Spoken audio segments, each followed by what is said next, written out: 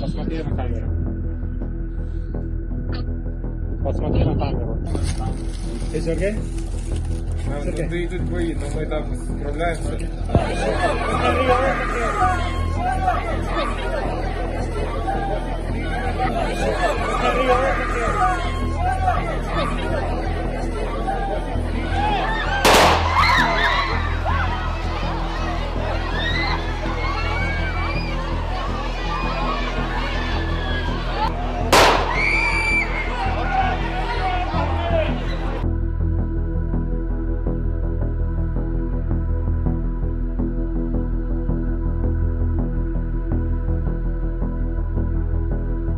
В операции было задействовано более 200 российских вертолетов.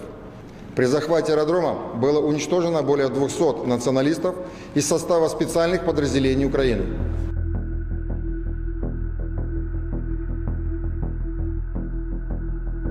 Еще раз обращаюсь к военнослужащим вооруженных сил Украины.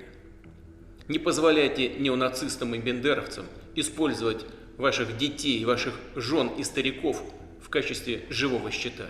Берите власть в свои руки. Похоже, нам с вами будет легче договориться, чем с этой шайкой наркоманов и неонацистов, которая засела в Киеве и взяла в заложники весь украинский народ.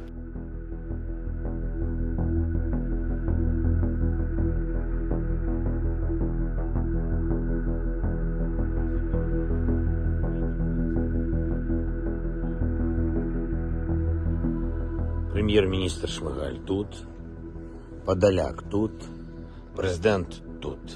Всі ми тут, наші військові тут, громадяни суспільства тут, всі ми тут. Захищаємо нашу незалежність, нашу державу. І так буде і далі. Слава нашим захисникам, слава нашим захисницям. Слава Україні! Героям слава!